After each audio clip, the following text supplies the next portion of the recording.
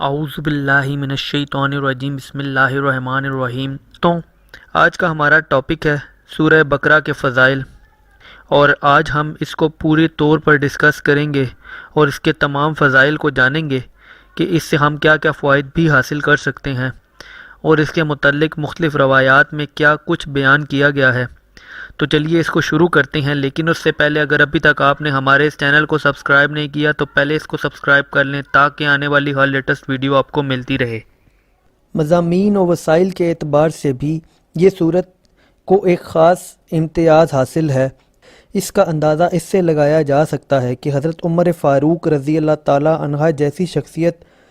نے جب سورہ بقرہ کو تفسیر کے ساتھ پڑھا تو اس کی تعلیم میں 12 سال لگ گئے، اور حضرت عبداللہ بن عمر رضی اللہ تعالی عنہ نے یہ صورت 8 سال میں پڑھی۔ اللہ تعالی ہم سب کو کثرت کے ساتھ قرآن مجید کی تلاوت اور اس کو سمجھنے کی توفیق اور اس پر عمل پیرا کرنے کی توفیق عطا فرمائے۔ حضرت ابو ہریرہ رضی اللہ تعالی عنہ سے روایت ہے کہ رسول اللہ صلی اللہ علیہ وآلہ وسلم نے ارشاد فرمایا کہ اپنے گھر کو مقبرہ نہ بناؤ، یعنی جس طرح قبرستانوں میں مردے ذکر و تلاوت نہیں کرتے اور اس کی وجہ سے قبرستانوں کی فضا ذکر و تلاوت کے انوار و آثار سے خالی رہتی ہے، تم اپنے گھروں کو اس طرح نہ بناؤ بلکہ گھروں کو ذکر و تلاوت سے معمور رکھو،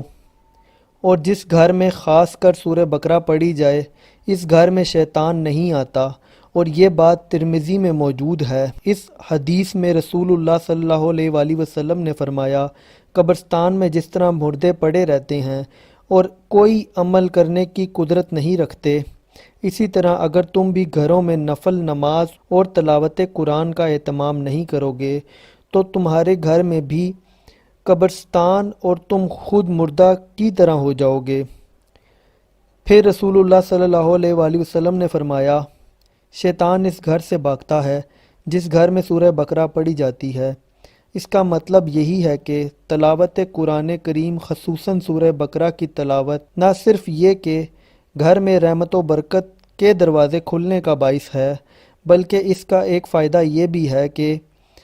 ایسا گھر شیطان کی نحوست اور اس کے مکر و فریب کے سایہ سے محفوظ رہتا ہے۔ ویسے تو عمومی طور پر تلاوت قرآن کریم باعث رحمت و برکت ہے، مگر اس موقع پر سورہ بقرہ کو خاص طور پر اس لیے ذکر فرمایا کہ اس صورت میں اللہ رب العزت کی اسماء اور احکام بہت مذکور ہیں۔ سورہ بقرہ قرآن مجید کی سب سے بڑی صورت ہے، اور نزول کے اعتبار سے یہ مدنی دور کی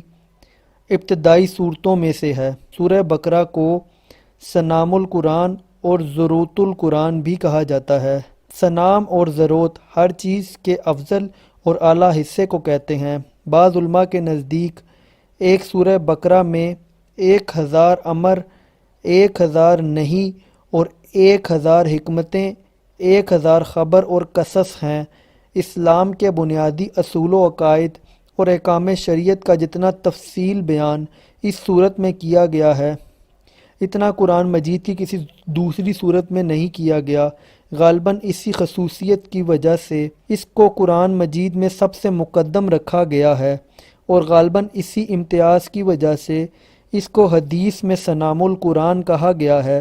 اس صورت کے شروع میں ایمان کے بنیادی اصول، توحید، رسالت اور آخرت، تفصیل، اور سورہ کے درمیان میں ہر شعبہ زندگی یعنی عبادات، معاملات، معاشرت، اخلاق اور اصلاح ظاہر و باطن کے بنیادی اصول اور اس کے متعلق ہدایت، اور سورہ کے آخر میں ایمان مفصل بیان کیا گیا ہے۔ اپنے گھروں میں سورہ بقرہ کی تلاوت کیا کرو، کیونکہ جس گھر میں سورہ بقرہ کی تلاوت کی جاتی ہے اس میں شیطان نہیں گھستا۔